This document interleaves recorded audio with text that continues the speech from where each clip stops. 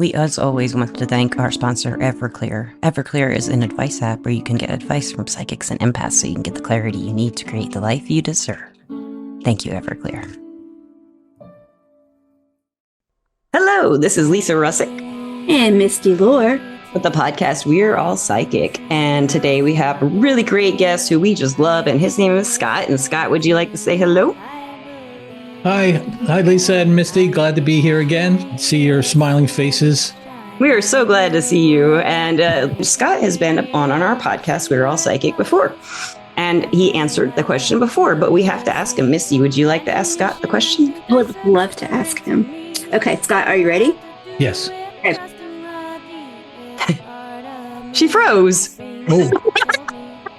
She froze. What anticipation? You froze. Oh.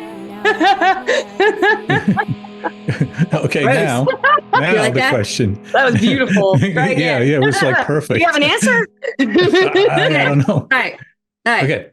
Okay, Scott, do you believe that we're all psychic? Absolutely, and I have proof of that in my own journey. Yeah. Yes, your own journey. Ooh. That's what I am very curious about. Yes. So watchers and listeners, Scott was on our podcast talking about his book that he co-wrote with Nicole Bigley of A Psychic Story.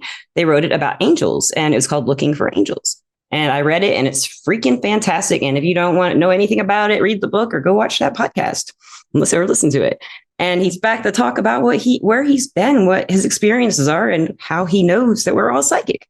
So how were you when you were younger? Were you raised around this stuff, or you were? Well, okay, and then I guess to jump a little bit ahead and then back again. Yes, I think we're all psychic. For years, I heard that, very acclaimed and psychics with very in-depth skills would all say, we're all psychics. You can do that. Carolyn Mice, I remember years ago, she was doing a conference, medical intuitive, telling us about her process and all that.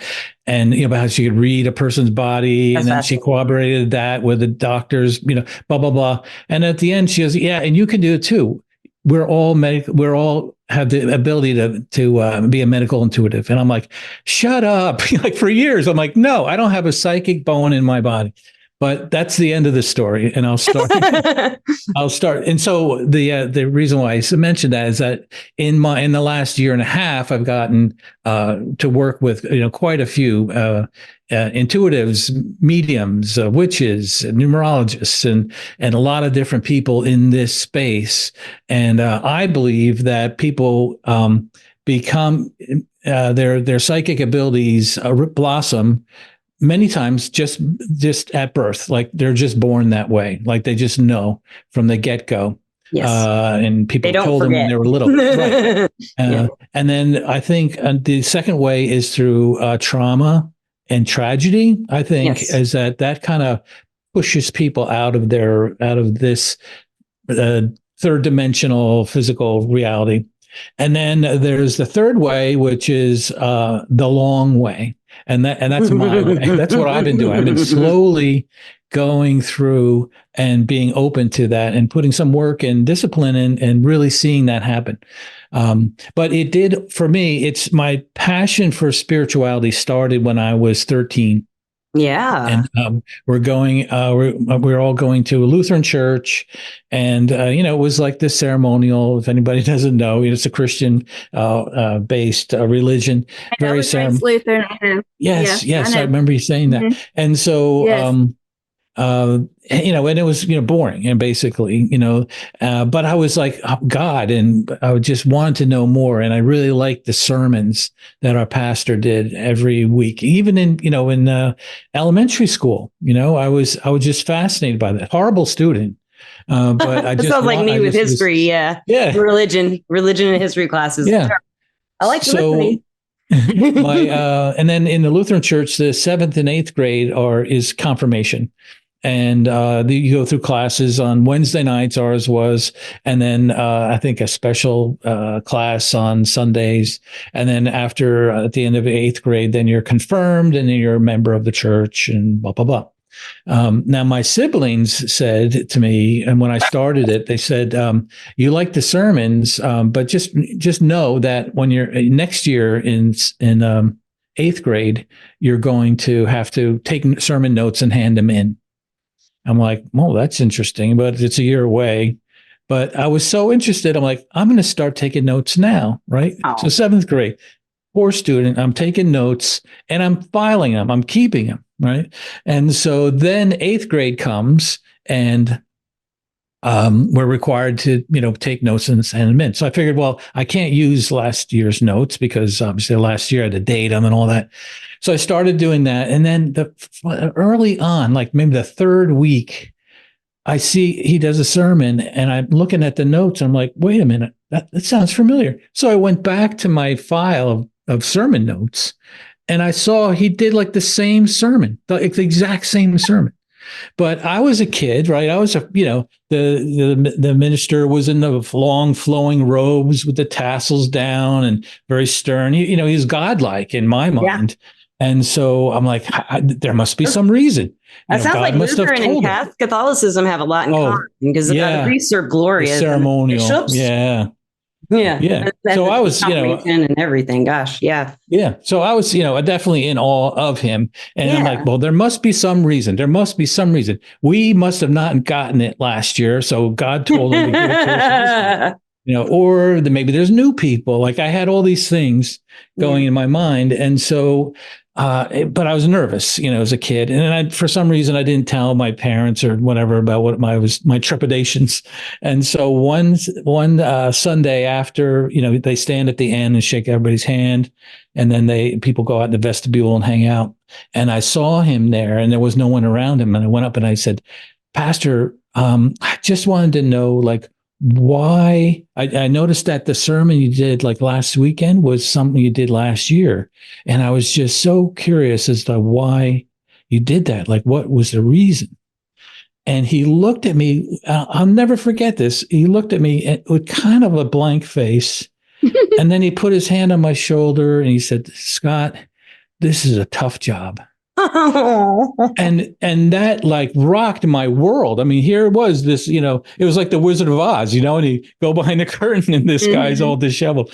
And that rocked my world because I was looking to him for answers. And I thought I had a source to God directly.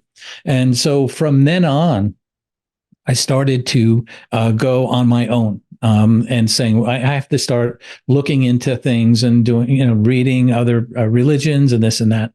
Around that time, my oldest brother left the Lutheran church at that time, it was the born again movement.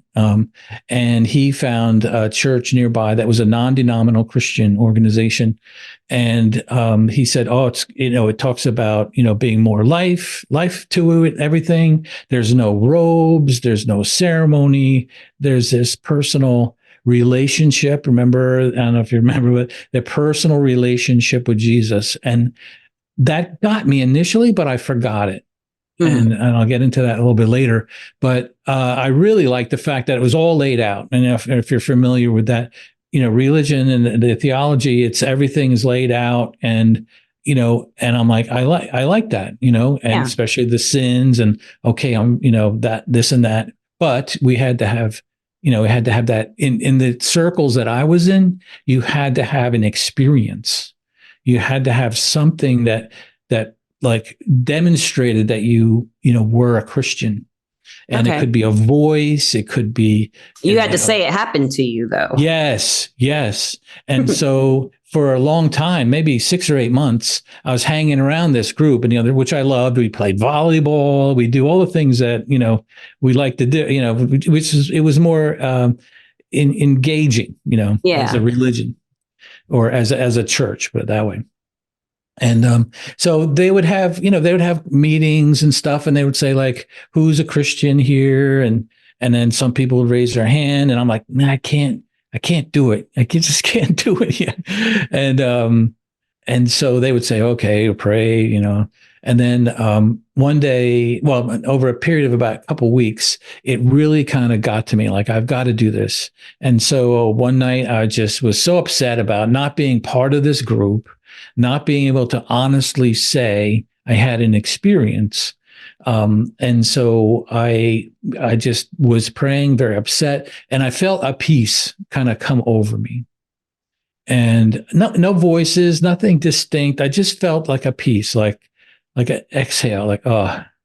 And I'm like, that's it. That is it. That's the experience. Yeah. And I didn't say, I wasn't that sarcastic. You're about to give up, and it happened. Yeah. So I felt like I had something that I believed in. So I went back and it was like, yay, And so then they're like, have you talked to your friends? Have you talked to your family? And I thought, well, my brother is, Christian. And then what about your friends? And then let's pray. Who are your friends? And then names, like, all right, let's pray for them by name.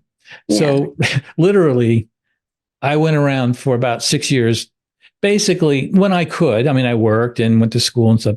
Whenever I could, if we got into religion, I would bring it right into Christianity, and why their theology was wrong, and I was an expert. You're pretty sure about what you believed in then. Right? Yeah, and I was studious, and I was passionate. Yeah. So I could take anybody. I was an expert at it. I could take anybody. Not that I was out. I believed in it so much. I wasn't like trying to recruit people like that type of thing, but I just felt very strong. And I'm very blessed to to maintain solid friendships with about 7 friends of mine who we grew up. We all met in kindergarten, and we still keep in touch. Oh, and I joke with them. Yeah, I know, it's great. It's so great. And some of them, one Saturday night back in, I was in high school at that time. I'm like, hey guys, you know what? We're just messing around in somebody's basement. Like, hey, guess what? What? If we all died tonight, I'd be the only one going to heaven. and they were. I had friends like you in high school. They were very upset, and I just meant it like, yeah, they would get it, they would understand. But no, they were not. They did not like that at all. They didn't think it was funny. They were very upset, and so both of them. One of them is still my best friend to this day. He was a Catholic, and even though I told him about everything, he goes, I'm going to stick with what I have now. Thanks. The other one was kind of angry, but later on in life, about 15 years after that incident, he came back and said, I met him at an event, and he said, hey, Scott, I just want to tell you, that night, really changed my life, because I thought about that for years. Aww. And I just want to tell you that that I became a Christian, and he dedicated his life to he's a doctor, and then he went overseas, Doctors Without Borders, that type of thing. And I just like, well, thank you, for telling me. I didn't tell him that I had kind of moved on from that. Yeah. Narrow type of religion. But I said, thank you for that. That's very interesting. Yeah.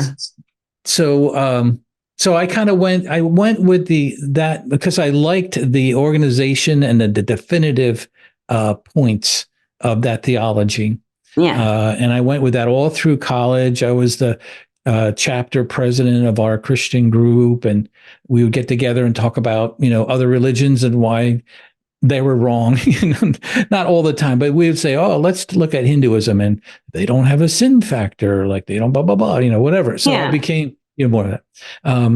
And I was kind of going with that nagging thoughts, like something didn't feel right about it. Really, unconditional love, but it seems like there's a condition. I don't know, but I went over that. Yeah, but that's the condition. Yeah. That's me. Some people would say like, no, I don't believe that. You're being too this or that. It's too personal, and it's not strict. And yeah. People might say. And this one woman who actually I just messaged her on LinkedIn. She was asking how I was doing. I met her, I was post-college, first job out of college. And I was still, into that, theology. Yeah. And then one time at lunch, she says, Scott, I've heard you talk about like your religion, you're very spiritual. I go, oh yeah, absolutely. And do you know what's going to happen if you die? you know. And then she said, well, nah, I'd be going to church. I don't know if there is God or not. I don't know, and then I kind of laid out like, this is what it is, and scripture verses and everything.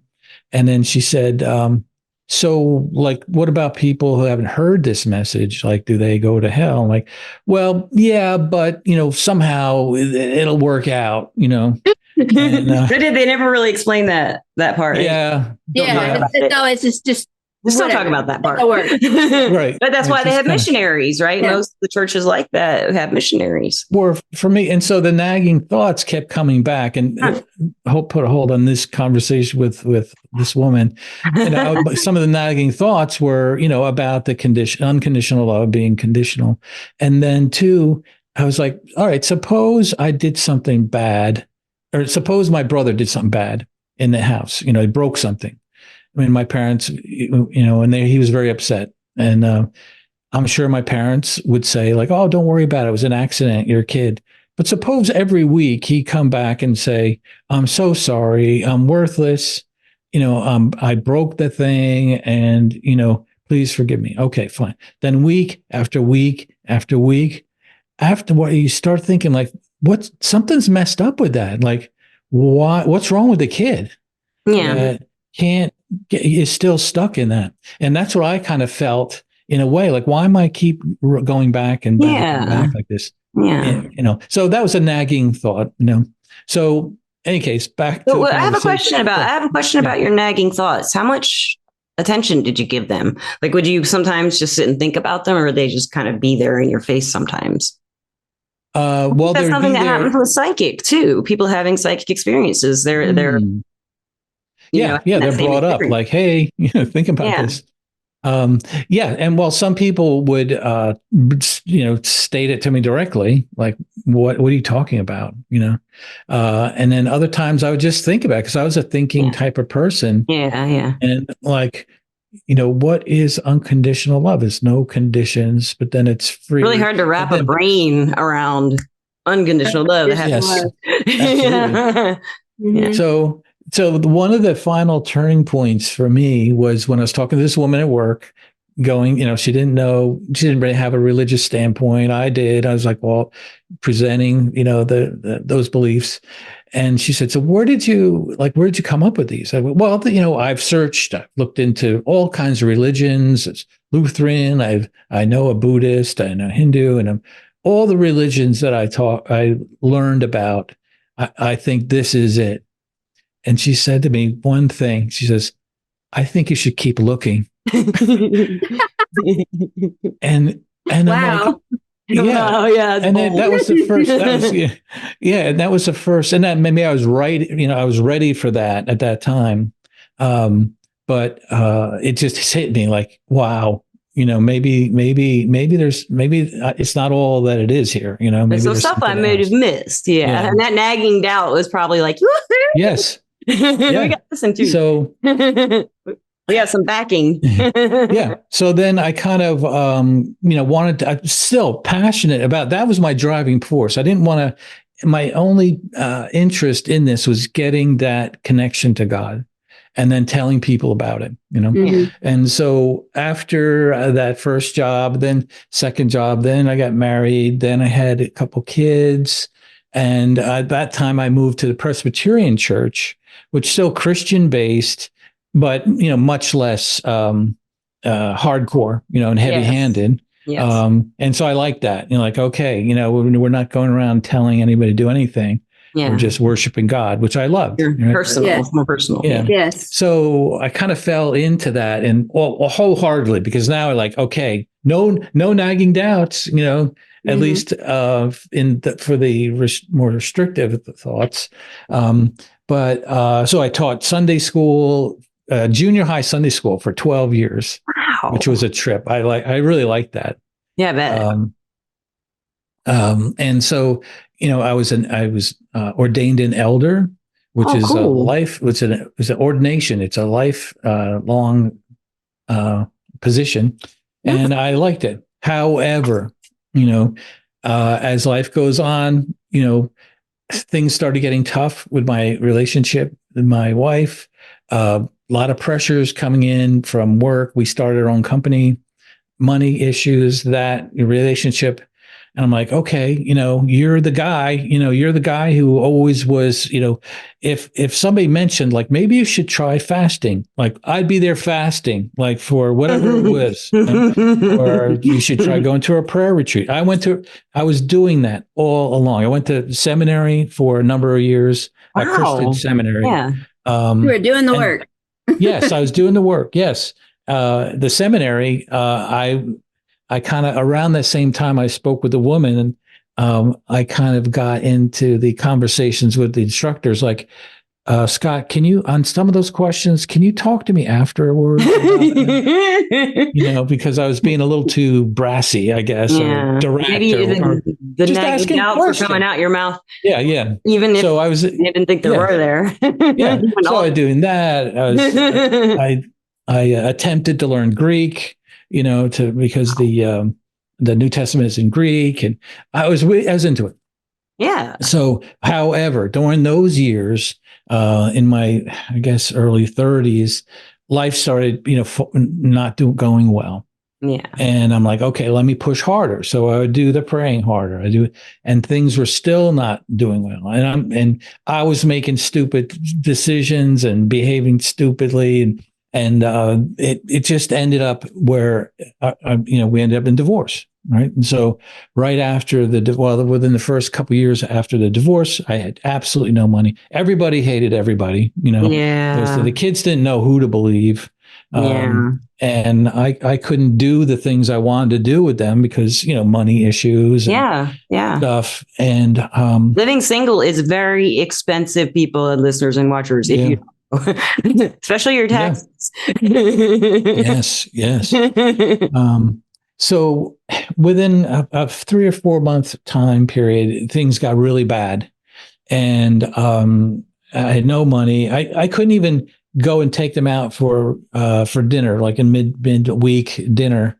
I didn't have enough money to pay for McDonald's, for us all to go to. I know how that feels. Yeah, it feels. Yeah. And so one night, and I'll never forget this, rainy night, I was working at a large company nearby, but I was at home. Weeks prior, I just started drinking more, of course, the numbing senses. And and then, when the kids were home, when the kids were visiting every other weekend, I wouldn't do it because I would drink until I really couldn't, function that well. And I wanted to be. You want to do that with the kids there. So one night I had a some sort of legal thing coming up. I owed my attorney money. I didn't know he was not returning my calls. I thought maybe because of that. And then I don't know what's going to happen. And I went to the liquor store was around downstairs and around the corner. Nice. That's why you picked that place. You may be. And so I had one bottle of wine, right? Got the buzz on, and then I just became just depressed. Like, how am I going to get out of this? And so I had 2 bottles when I went. I started the second, and then it was 2 a.m, and I'm like, I just can't do this anymore. I can't do it anymore.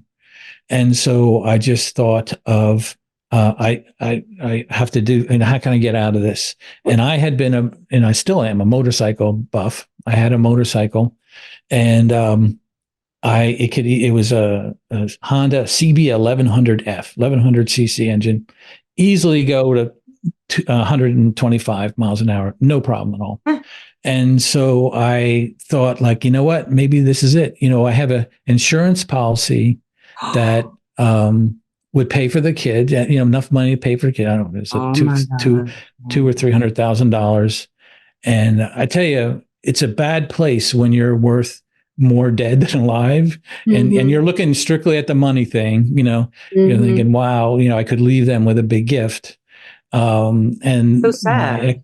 My ex-wife was already up, up with a guy who was actually a good guy. I kind of liked him. He actually reminded me of me, uh, but I figured, okay, he's going to be there. And I'll just do this. And so as I do with everything, I kind of thought it through. I lived nearby the Garden State Parkway, New Jersey. I knew just the right corner or turn that I could go to where there wasn't a guardrail. There was some packed gravel and an abutment of an exit, like a solid, maybe 20-foot square wall. Yeah. I'm like, that's it. And so, and I'm not proud of this. And I wrote about this in my first book, but I haven't spoken about this to anyone alive. And but I was just at that point, like it solved the answers, and it could solve my pain, take care of the kids. They're all fine. Nobody else would matter. And so I got up, a little wobbly, but I got up. And I'm going out the front door, but it was locked, so I had to turn the key fob or the fob, and I turned it, and it still wasn't turning well. And then I just pulled, and then the door exploded back into me, and it's with a force, like it was more than a force of me pulling. It just bang, and I went back. Next thing I knew, well, it was early morning anyway, but next thing I knew was like, the sun was out, door was opened, birds are tweeting. I had a massive, massive headache. I bet you did. And somebody said no. Yeah. So I took a handful of Advil and went to work, Did you think about what you had been almost about to do? I mean, had you? Yes. Yeah, I knew that. And it shook me, but, you throw yourself into work and the kids and, you just kind of go back into it. The feeling I got, and it wasn't anything like voices or, direct angels. Now, to me, that's the question. Was that an angel? Was a divine intervention that banged me back? It sure was. Sounds like it. Sounds a lot like it. I mean, who gets hit in the face by a door and is passed out until the sun rises? Yeah. That's a long time to pass out. It must have been 3 hours or something for you. At that time. Probably. That's a big guy. Fine intervention. Yes. So I mean, you couldn't have pulled it that hard on yourself. No, right. Yeah. I don't think I could have. You're right. Yeah. Especially if you've been drinking too. Yeah. So the next week I was in this kind of, limbo modeled phase, and I felt kind of, it's like the weirdest thing, but I kind of felt like I was treading water, like floating, like everything I knew about, I was about to throw away, the problems were still there. But slowly, I don't know if you've ever been in the ocean, kind of bobbing in the water. Yeah. And then you feel the bottom. You feel the bottom. Yeah. And that's the feeling I got, was like floating. You finally found the bottom and your land. Yeah. Right. I found something, and I don't know what that was, other than just maybe my deep innermost self saying, like, that's, you're still here. This is still you underneath all this shit. This is still you. And we are on solid footing. And so from there, slowly kind of came out. And then, with the kids, and work kept me distracted and going. But then maybe a year later, I'm like, what happened? God, spirit. Oh, so you started thinking about it more again. Yes, it came back because it's just who I am, Yeah. And so that's when I kind of rekindled and restarted. But I said, not religion this time. No. So then I said, well, where else do we know about things? And then that's when psychology, like, okay, how do we think about anything? How do we know about anything? And so I said, I'm going to delve into this beyond anything I've ever done, because I want to find out, like, how do we even conceptualize about who we are, God, spirit, life, this and that. So I started, I took one big questions. Yeah, Yeah. yes. They didn't have a course on that. I had to take a book. Yeah. So I started, I took one course just to test the waters, and I just loved it. And Oh, so what did you take? it was abnormal psychology. It was my first Oh, I course. love abnormal psych. Yeah. Which, That was the first one I took too. Oh, really? Yeah. Yeah.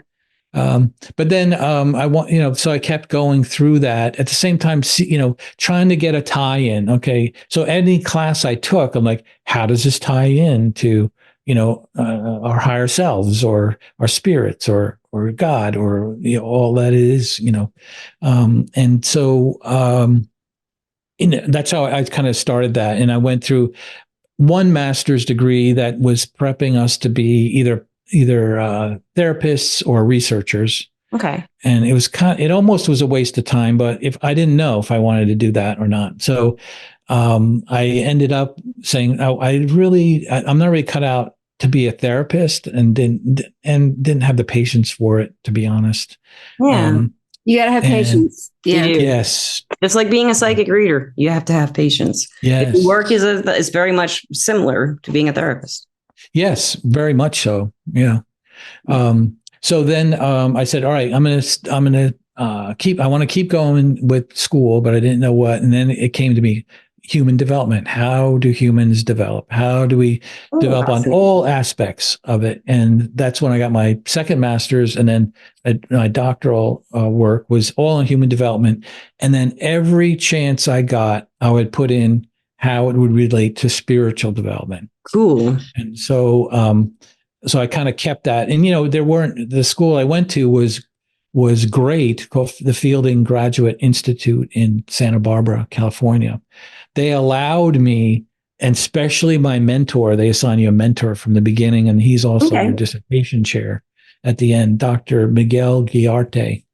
He knew and was on board with me, but he said, Scott, you can't just go jumping off into, topics that are not grounded in any way. He said, and he taught me how to walk the line with one foot into theoretically based ideas, and then maybe stepping a little bit over the line and pushing it a little bit. Okay. And so through that work, we, there's about 12 or 15, accepted theories of human development, biological, cognitive, of course, Freud had psychosexual stages, and then, Jung. What else did he have to do? So that's kind of what propelled me and kept my interest, because I didn't want to just do, just general accepted, in a sense, secular psychology. I wanted to get the spiritual aspect. Right. It's important. And so my dissertation, which Miguel said he had a little bit of time with the upper management or the upper levels of academia or of the school, my dissertation was on the effects of meditation and prayer on quality of life at a distance. So distance effects. If you pray for someone, does that work, or meditate? That's amazing. What did you determine from your dissertation? Well, so for, part of it was going through 150 years of prayer studies, going back from the way, 1500s, and then going into, there's been many, many prayer studies. And some were, really well done, like, multi-center, double-blinded studies for people in different, with different physical ailments and that type of thing. But also because in a literature review, you have to cover the whole gamut. So you have to look into like mind-body interaction. Can a human mind impact our physical reality? So I loved it, to get into like, dice studies, can a person impact the roll of a dice? And then the electronic version is random number generators. Was a generator. Try to see what's coming. Yeah. Either a 1 or a 0. And so in both of those cases, it's significantly proven that, our minds can interact with our physical reality. And so we go into, and then all the other types of health related things like Reiki, like meditation. And so I'd spent, in a dissertation, it's usually about 3 years, work 2 years for the prep and lit review. And then the last year is the experiment in general. So I had to delve into all that stuff, like how, their mind and how that interacts. And so it came out. So the experiment that I did used a quality of life measure, and I had people praying for other people, and without them knowing it, without them knowing who.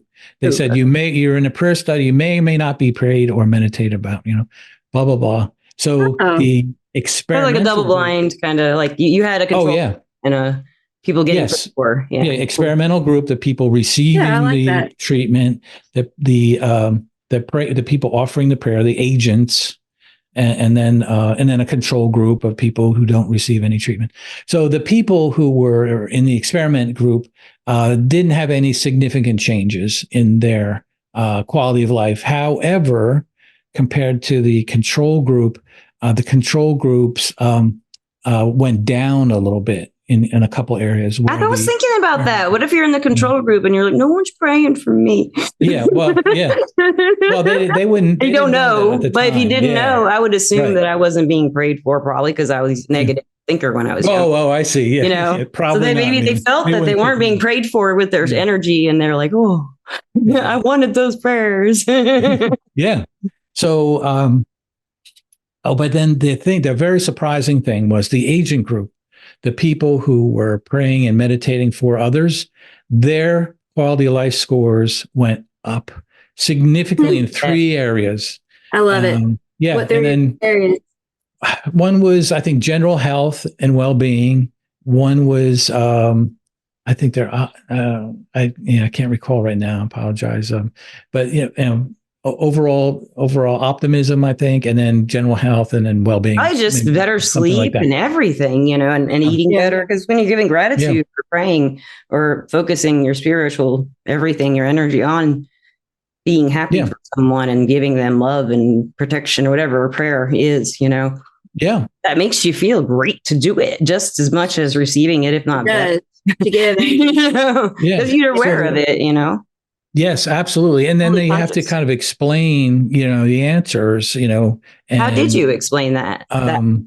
Well, there's like a few different ones. One's like the altruism effect, like just by doing something good, you feel good. Yeah. Some people there was one kind of crazy idea about some sort of time warp thing that by praying or meditating for someone, you're participating in their future, and then you are experiencing that at the same time. I don't know. Wow. It was a little out there.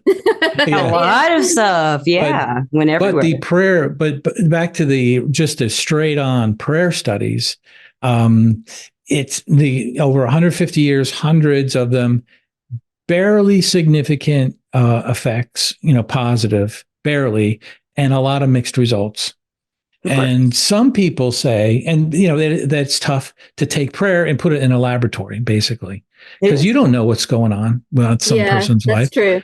Right. And then one scientist said it could even be God's will that they don't get better, Yeah, that's true too. Or improve, in that study. And they may have benefits from and they may get benefits from the prayers that they're not aware of as benefits. Maybe or your kid's not mad at them anymore all the time all of a sudden because they're nice or something. The question that we all want to know though is when, like for instance, a child is sick, and the whole community is praying for this child to get better. And you just had this happen and they pass away. Everybody wants to know why. What is God's will? Yes. That's all you can't say. Really? Yeah, that's all. It's a tough. That's why a lot of people are atheists and don't want to believe in a God. Right. They just can't accept that God would do that to anybody. Right. But that's not the case. Well, we don't know. We don't know. None of I know. Why do you don't know? I know. No. I know. Why do bad things happen to good people? Right. The Book of Job. That'll boggle people's minds forever.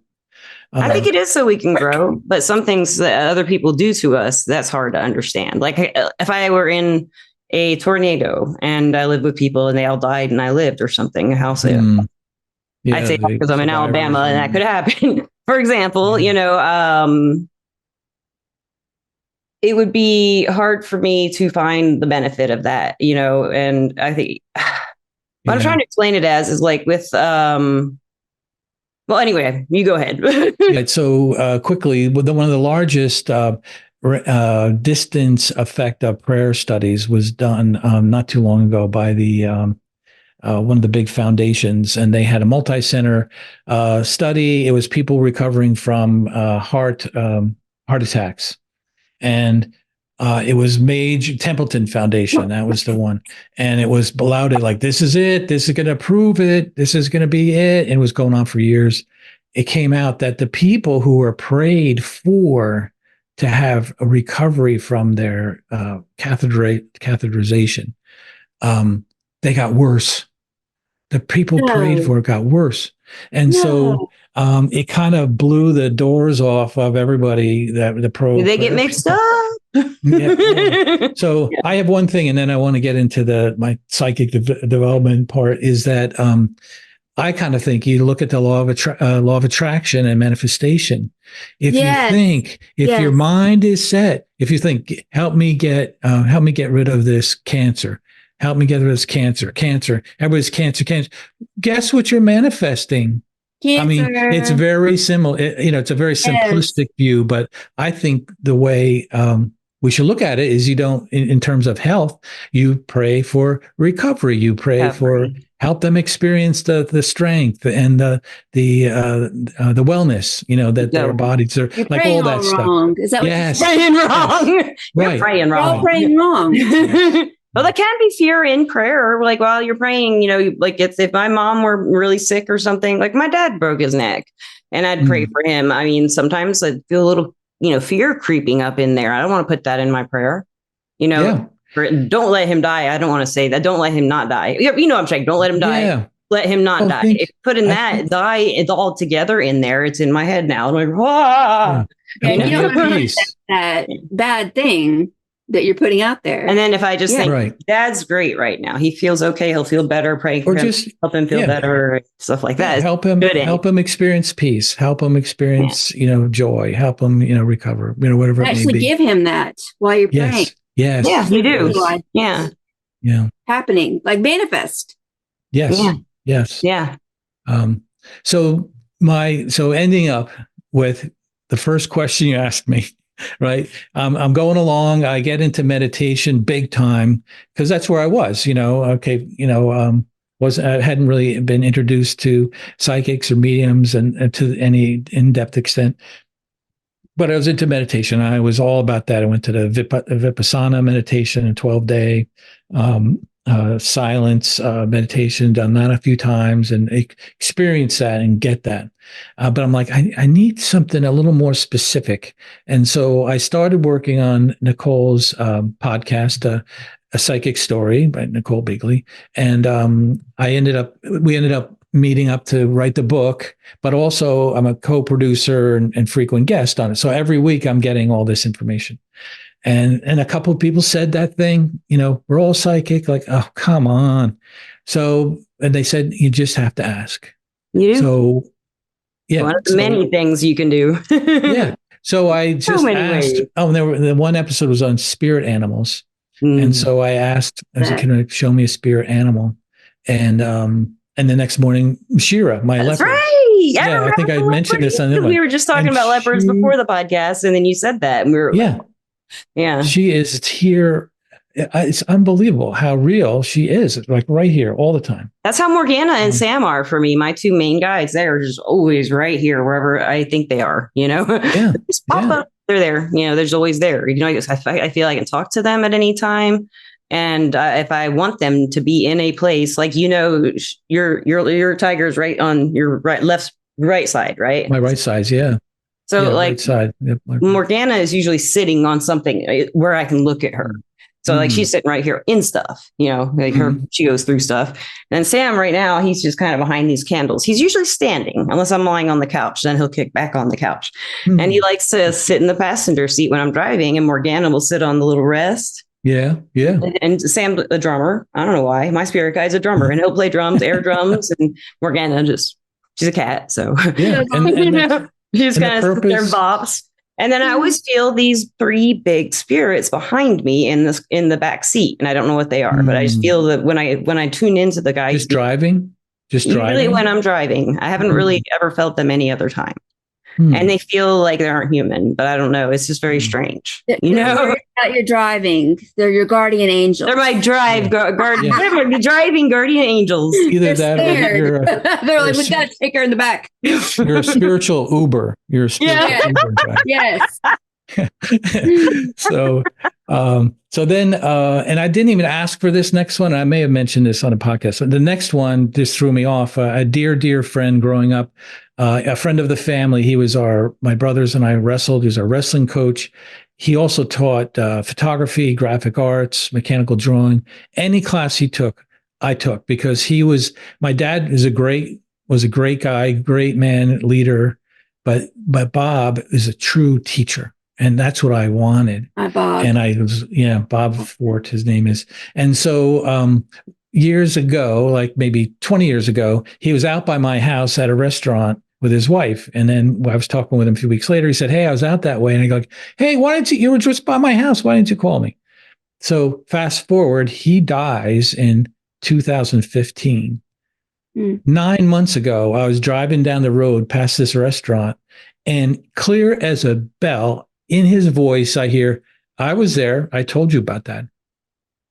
And Bob's what? And like, holy mackerel, like Bob, And so isn't that amazing when that happens? You're like, oh, but you're not. Yeah. You're not really that surprised. You are, but you're not. Does that make sense? Yeah. Yeah. So I just invited him in. Like I want that. I keep that. So I sent part of my. He's like your guide.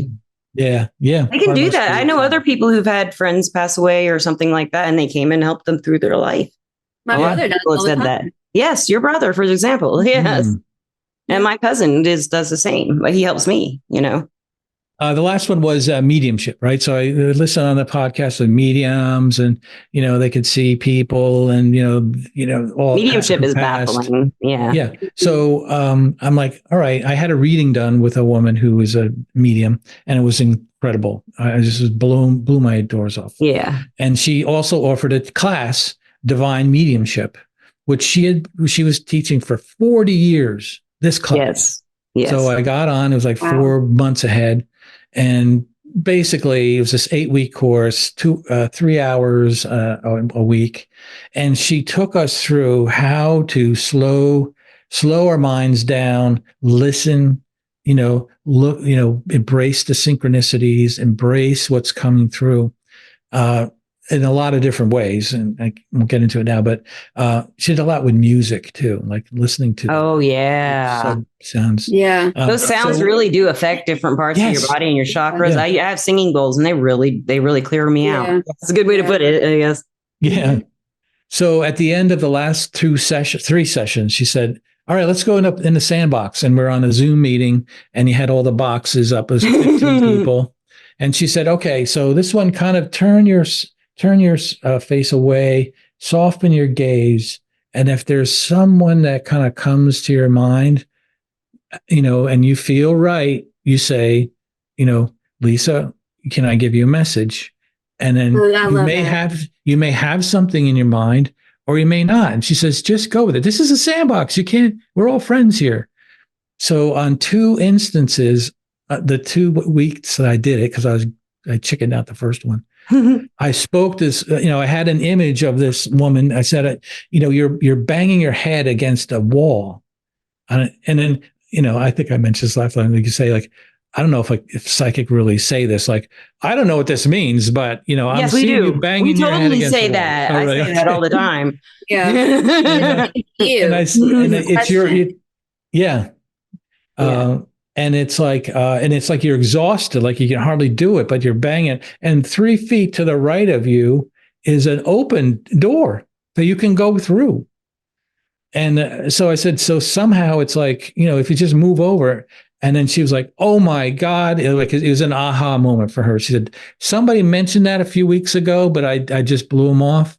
But you saying that right now, it's really, that's what I need to hear. And I want to point something out right now because you said that. I've been thinking it for about 30 minutes. You have a way of delivering a message with your voice that maybe you've taken hypnosis classes or anything in psychology. I don't know. You have a way of speaking when you speak, like you feel the story. It's kind of neat. You know what I mean, Misty? When he tells a story, can't you just kind of feel it? And your voice is kind of hypnotic in a way when you start telling. I can see it kind of playing out and stuff. It's just really cool. You have a great way of describing things. I love that. So I can really picture it and feel like I have been experienced it myself because you put so much into it. Maybe on an energetic level when you're telling your stories. Maybe. Yeah. But and that's what my whole thing is like I think what I'm put on this planet to do is just tell my story so that people, mainly people who are on the what's that? There's probably a lot more. Maybe that's one of the many things. So people who are doubting, there may be the trend, people are leaving organized religion in droves. Yeah. Where do you go? I can help through our book, they can go through, whatever it may be. I do recommend that book, listeners and watchers, the Looking for Angels, that book. Looking for Angels. Looking for Angels, a guide to understanding and connecting with angels. Yeah. It's just great. Listeners and watchers highly recommend their book. Definitely good writing. And I will try. I'm going to plug this if you don't mind. You'll plug it. I'm going to try a spiritual coaching offer. That'll be perfect. Maybe that's why I was hearing that thing about your voice. Because Sam was over here going, he could be like I did hear that Nicole's podcast about cults, and it just kind of reminded me of like your cult leader, one or the other, the good guy. Well, I'm not going to go. But you're going to be a good guy. I'm going to stay on the high road. The high road too. So it's all set up. It's on my website, angelintraining.org. Angelintraining.org. And what I could do is do a coupon. We just need a code. Well, listeners and watchers, I will put that put that in the description of this podcast. Yeah, and I'm just trying it out to see if it's something worth doing. So I think you would be great at it, and I think it would be worth doing. That's just what I think. I feel good about it. Well, I would come to you if I knew nothing about angels. How about you, Misty? I love angels. Yeah, Misty loves it. Any story about angels, I'm in it. Yeah. Well, Scott, thank you so much for being on the show. And again, and I'm so glad that you've been back. And anytime you want to come back, you are welcome. And Misty, thank you so much. Thank you. Appreciate it. And listeners and watchers, we love you. And thank you so much for watching and listening. And have a great day. Peace out. Take care. All right. Bye.